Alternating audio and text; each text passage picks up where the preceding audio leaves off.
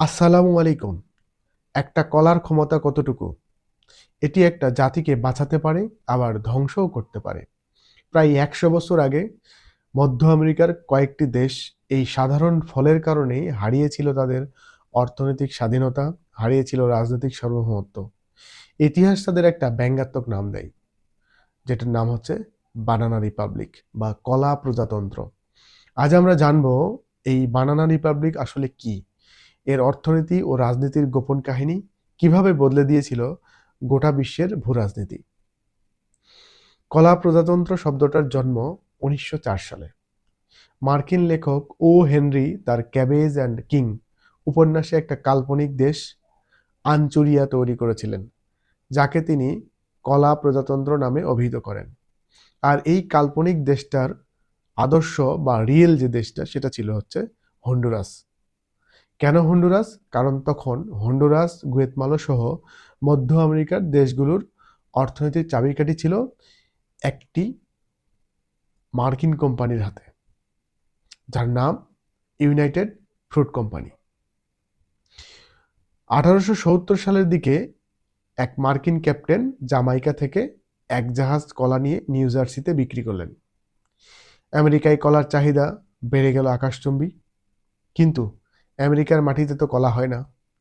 তাই মার্কিন পুঁজিপতিদের চোখ ফেরালো মধ্য আমেরিকার দিকে, যেখানে উর্বর মাটি, অনুকূল আবহাওয়া যেন কলা চাষের জন্য স্বর্গরাজ্য। ১৮৯৯ সালে প্রতিষ্ঠিত ইউনাইটেড ফ্রুট কোম্পানি একের পর এক জমি কিনতে থাকে, রেলপথ, বন্দর তৈরি করতে থাকে। ১৯৩০ সালের মধ্যে এই কোম্পানি মধ্য আমেরিকা এবং ক্যারিবিয়ান অঞ্চলে ৩৫ লাখ একর জমির মালিক হয়ে বসে। শুধু গুয়েতমালাতেই তারা ছিল সবচেয়ে বড় জমিদার। আর ভয়াবহ ব্যাপার হলো, এই দেশগুলোর অর্থনীতি হয়ে পড়ল একমুখী। কলাই হয়ে গেল তাদের বৈদেশিক মুদ্রা অর্জনের একমাত্র উৎস, অথচ খাদ্যশস্যের মতো দৈনন্দিন পণ্য আমদানি করতে হতো বিদেশ থেকে। মানে গোটা দেশের অর্থনীতি নির্ভর করছে একটি মাত্র বিদেশি কোম্পানির উপর। অর্থনীতি যখন পরাধীন, রাজনীতি কি আর স্বাধীন থাকতে পারে? ইউনাইটেড ফ্রুট কোম্পানি শুধু ব্যবসাই করতো না, তারা সরাসরি রাজনীতিতে হাত দিত। হন্ডুরাসে তো এই ফ্রুট কোম্পানিগুলো দেওয়ালে দেওয়ালে প্রেসিডেন্ট বসাতে এবং পড়াতে পারত। কোনো সরকার যদি তাদের নীতির বিরুদ্ধে যায়, তারা প্রাইভেট আর্মি গঠন করে বিরোধী দলকে টাকা দেয়, নির্বাচনে কারচুপি করত এবং এমনকি সরাসরি সামরিক অভ্যুত্থানও ঘটাত। ১৮৯৯ থেকে ১৯৩৩ সালের মধ্যে এই মাত্র ৩৪ বছরে মার্কিন যুক্তরাষ্ট্র এই ইউনাইটেড ফ্রুট কোম্পানির মাধ্যমে মধ্য আমেরিকার অভ্যন্তরীণ রাজনীতিতে প্রায় ৩০ বার হস্তক্ষেপ করে। সবচেয়ে চমকপ্রদ ঘটনা ১৯৫৪ সালের গুয়েতমালাতে তৎকালীন নির্বাচিত প্রেসিডেন্ট আরবেন্স একটা ভূমি সংস্কার আইন পাশ করলেন, যাতে ইউনাইটেড ফ্রুট কোম্পানির অব্যবহৃত জমিগুলা কৃষকদের মধ্যে বন্টন করা যায়। কি হয়েছিল জানেন? সিআইএ সরাসরি অভ্যর্থন ঘটায়, আরবেন্সকে উৎখাত করলো, বসিয়ে দিল এক সামরিক স্বৈরশাসককে। এটাই হলো কলা প্রজাতন্ত্রের রাজনৈতিক সূত্র। সার্বভৌমত্ব হারাই পুঁজির কাছে, গণতন্ত্রের বলি হয় লাভের কাছে।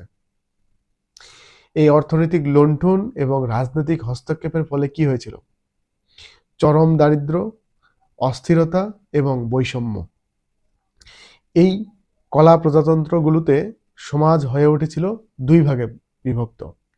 এক পাশে অল্প কিছু অভিজাত শ্রেণী, যারা সমস্ত সম্পদের মালিক। অন্য পাশে অসংখ্য শ্রমিক এবং কৃষক, যারা জীবন যুদ্ধে দিনের পর দিন খেটে মরছে। পুরো দেশটা চালানো হতো একটা প্রাইভেট কোম্পানির মাত্র, শুধুমাত্র শাসক গোষ্ঠী ও বিদেশি পুঁজির মুনাফার জন্য। হন্ডুরাসের লেখক ইতিহাসকে সবুজ কারাগার বা গ্রিন প্রিজন বলে অভিহিত করেছেন। মার্কিন পুঁজির কাছে যেখানে সবুজ স্বর্গ, সেখানকার শ্রমিকদের কাছে তা ছিল সবুজ কারাগার। আজ কলা প্রজাতন্ত্র শব্দটা আর শুধু মধ্য আমেরিকায় সীমাবদ্ধ নেই। এটি এখন ব্যবহৃত হয় সেই সব দেশকে বোঝাতে যাদের অর্থনীতি একমুখী রাজনীতি দুর্নীতিগ্রস্ত এবং যারা পরাশক্তির নিয়ন্ত্রণে আবদ্ধ ব্যবহার করে। এমনকি আমেরিকার রাজনীতিবিদরাও একে অপরকে আক্রমণ করতে এই শব্দ ব্যবহার করেন।